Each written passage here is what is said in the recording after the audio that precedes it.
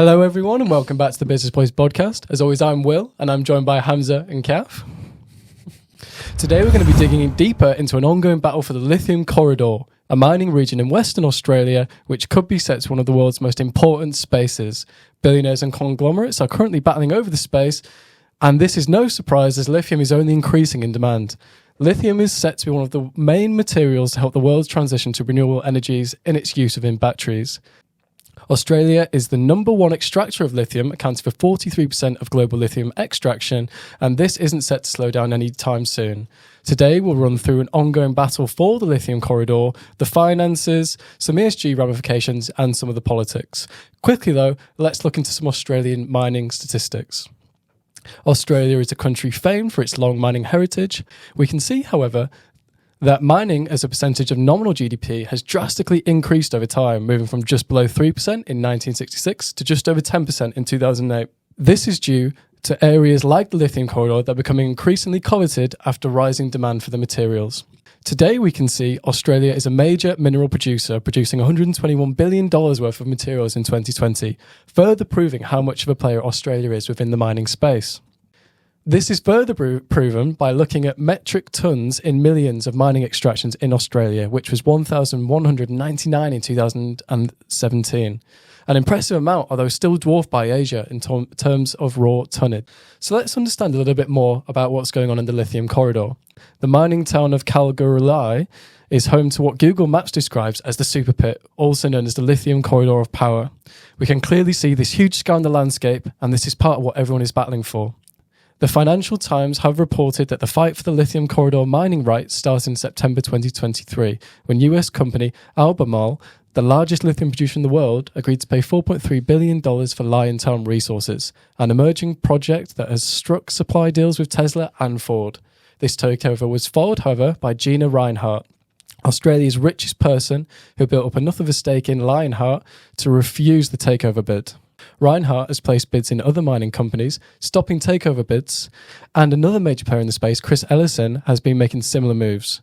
Rio Tinto, the world's second largest metals and mining corporation, has also been looking to Western Australia after their attempt to open a lithium mine in Serbia was shut down. So we can see that this space is becoming highly sought after. Let's see what the boys have to say about this. Okay, so thank you for that background information, Will. I guess it's also really, really important to know about to kind of have an understanding on how Australia became the world's greatest lithium supplier. So this was based on an article that was published on the 11th of November 2022. So I will be referring to a few years, starting from 2021 and up to 2023. So with recent figures, we can see that over the years, the recent demand for electric vehicles soared. And I will be using electric vehicles as an example for the topic we have today, and it's mainly because this is our focal point. Everyone is just looking into electric vehicles, and obviously because of sustainability being a major topic today, EVs are important. So we can see that the demand for electric vehicles soared, and Australia is rising to meet much of the world's demand for lithium, which is used obviously in the production of EVs. For those who don't know much about what lithium is a crucial raw material used to power laptops or to operate laptops, iPhones, and EV batteries. And this has pretty much the use of lithium has grown more than tenfold, according to a source published in 2022. However, by 2040, the International Energy Agency expects that the demand for lithium is to grow more than 40 times the current levels. That's a lot. So this very prediction has sparked claims of a new lithium rush, which put Australia to become the world's go-to supplier and pretty much attracted most of the billionaires who are seeking to acquire land or regions of mining. Also, adding just a bit more of the scientific element to this podcast, once again, I like to come up with these interesting things. Lots of people don't know where lithium is maybe derived from, but this is an actual rock. And this rock is made of material called spodumene, and that is where lithium is extracted from. Anyway, that's a fun fact right there, but we're going back to something, to more statistics. In 2021, Australia supplied roughly half of the world's lithium, with its big suppliers being Chile and China. So we will be focusing on China because China is actually very important. We'll find out later. Over the next few years, this is actually expected to change as the countries in South America's lithium triangle. So once again, that's another interesting area. So once again, this is the Lithium Corridor in Australia, but then there's also the Lithium Triangle in South America, which includes Chile, Argentina, and Bolivia, together holding the majority of the world's known lithium resources. And these countries are expected to boost their production of lithium. However, the repercussions of this still haven't been settled yet, so we don't know whether these billionaires will be shifting over to South America to claim land there. So, but it's kind of good to have an outlook for this. But we know for a fact that Chile alone is responsible for a quarter of the world's production and holds more than 40% of the world's reserves. So we will look more into this later as well. This graph shows the price of lithium, and we can see that the price of lithium leapt in 2021 and 2022, and this graph shows a range of years from 2018 to 2022. We will look at more recent statistics later on, but this is kind of like cropping the price of lithium through a specific time frame. And at this point in time, it was predicted that the demand for metal was to remain high for decades. So obviously the demand for this metal mostly comes from the EV industry and any electronic industry that requires batteries, pretty much. Here we can see another graph that shows how much Australia and Chile holds in lithium reserves, and it looks like Chile holds even more than Australia. Yeah, it's interesting that Australia is the world's largest exporter of lithium, but Chile has the largest reserves. I wonder if there's maybe some development issues there. We could see Chile potentially being the world's largest exporter of lithium in the future. Yeah, and considering that they could possibly have any political restrictions or, governments. I think there's some political instability in Chile, and that could possibly be a reason why they aren't probably the best option for mining and extracting lithium. But maybe it could change in the future. It could change, yeah. Here we see that the lithium price has crashed from previous highs reached in January. So we can see that starting from January 2023 up to October 2023, we can see that there's a harsh decrease in lithium prices. And there are numerous reasons for this.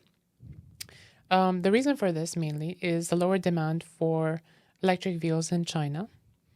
And according to an article published in September 2023, battery EV unit sales in China grew only 37% year over year, lower than the global average of around 50%. So, which highlights a slowdown in domestic growth as, and considering that, China impacts the world's biggest EV market. Another factor that derailed and kind of demotivated the ambitions of automakers to accelerate their shift to producing EVs is high interest rates. And although the demand for electric vehicles although the sales of electric vehicles are growing strongly, the demand is still not keeping up with expectations of car makers and other companies who have invested billions, in fact, of dollars in the EV space. So such companies are now looking into the higher interest rates and are also having an eye for 2024. Thank you, Hamza. So we've heard about the drama playing out in Australia over the lithium mines and some of the financials behind it. So let's look at the environmental effects of possibly mining lithium. While mining lithium is a step towards sustainable energy production, the process itself results in increased carbon emissions, pollution of air and water with heavy metals and chemicals, and might even cause droughts because the process consumes a large amount of water. So China, who is a world leader in lithium refining, saw an instance in Jiangxi, the lithium capital of Asia, where which was targeted for environmental infringement and unlicensed mining. This might be because lithium prices hit an all-time high last year on November 7th of 2022. So the circumstance could tempt miners to skirt some laws to boost their bottom lines, resulting in environmental risk and depletion of resources. Another big issue in the mining industry is high grading, which is when miners extract the best materials without worrying about the conservation of deposit. In this graph, you can see there is a trend of decline in the price of lithium lately after its peak in November.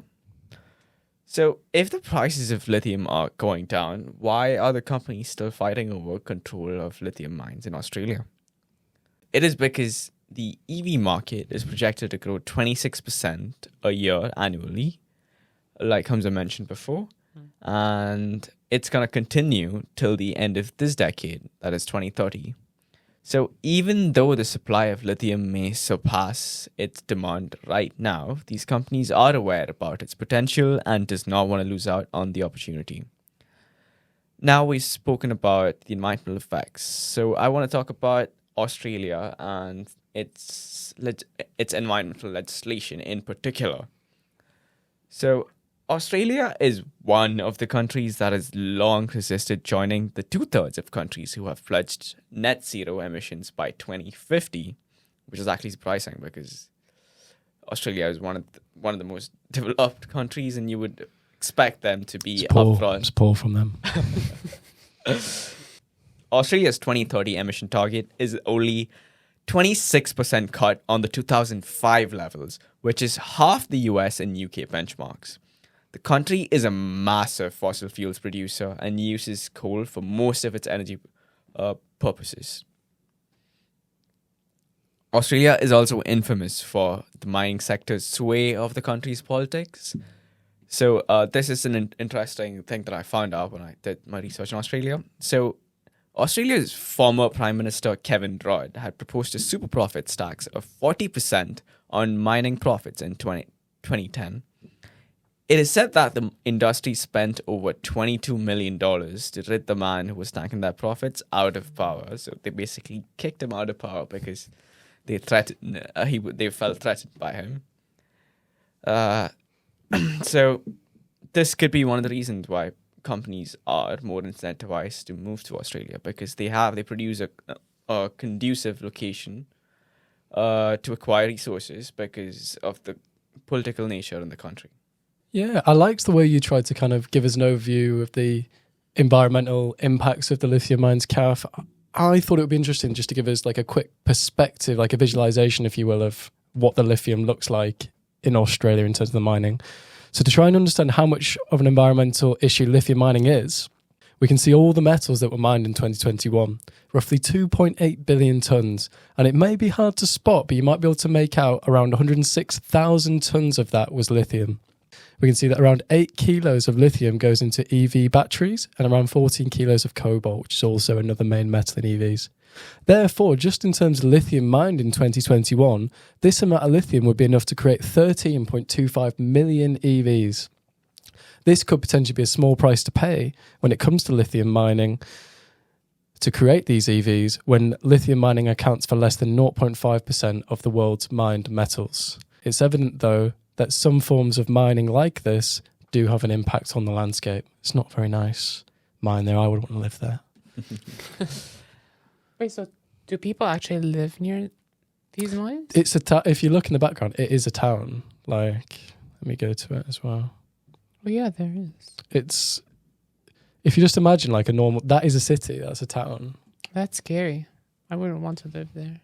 Yeah, what if you fell in? Mm-hmm. Walking home on a night. Anyway.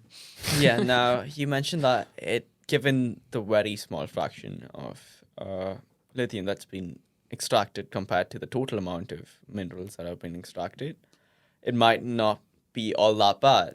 But let's just put it into perspective, as in, if the same amount of iron ore was extracted as was lithium, lithium would be so much more worse for the environment. And I'm going to explain to you why. So for every ton of lithium mined, 15 tons of carbon dioxide is emitted into the air.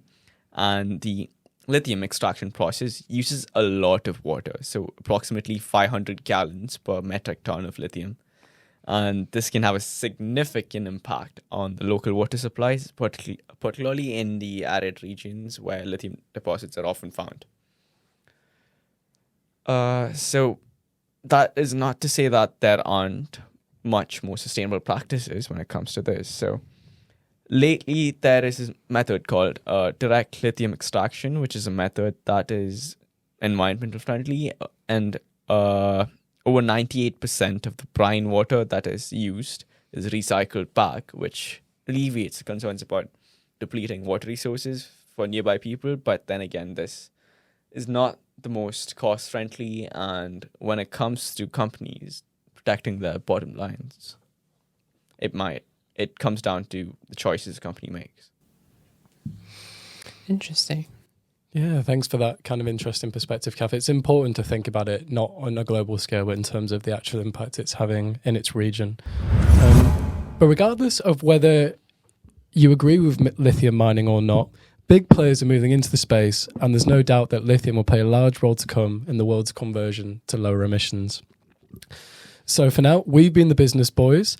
And let us know what you think of lithium mining in the comments below. Remember to like, subscribe, and hit that notification bell. But bye for now. Thanks for watching.